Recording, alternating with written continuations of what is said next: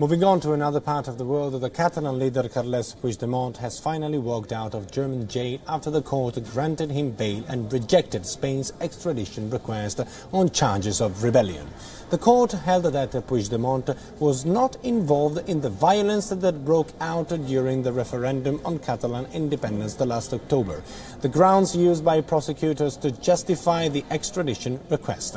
However, the judges made it very clear that the Catalan separatist figurehead might still be extradited on charges of embezzlement of public funds, subject to clarification of details by Spanish counterparts in the coming days. Meanwhile, the Catalan leaders would be required to shell out €75,000 for the bail, in addition to keeping authorities informed of his whereabouts, reporting to police weekly, responding to summons from the court and remaining in Germany.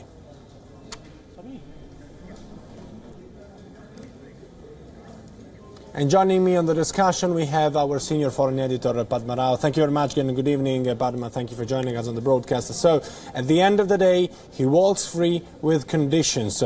What sort of game is Germany playing here?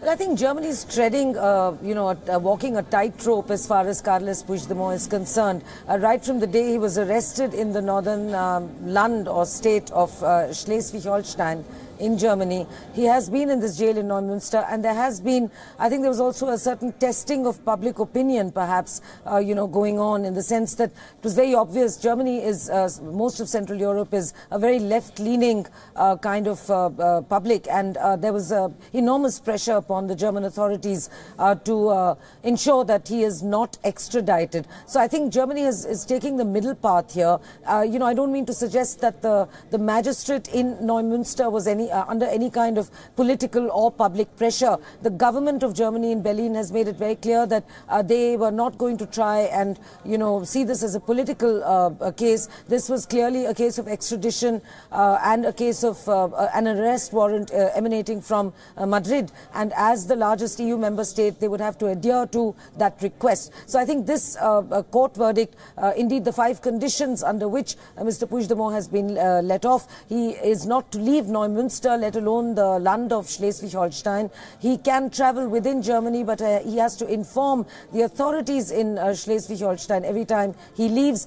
He has to pay caution money of €75,000. Now, what is interesting, and also, of course, the other 2 conditions, that he has to report to the police in Neumünster once a week, and also to the magistrate as and when required. Now, that sounds like a pretty decent deal.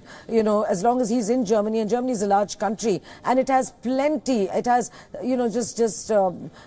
swathes of supporters, left-wing supporters, who are firmly on the side of Mr. Puigdemont and what they see as Spain's, upper hand, high-handedness over the charges that have been made. What is more interesting is the reaction coming out of Spain.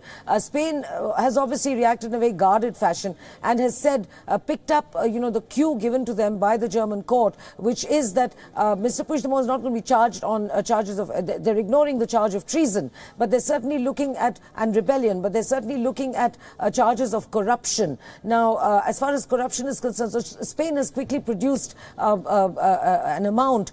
They have said that it cost the state of the country of Spain €1.6 million, the entire standoff and the face-off between Carles Puigdemont's pro-independence supporters and the scenes we saw during most of the latter half of last year in Barcelona. So it's going to be interesting to see how this plays out, because eventually, time will run out, and the German authorities will have to take a decision even on that one remaining aspect, which is the charge of corruption.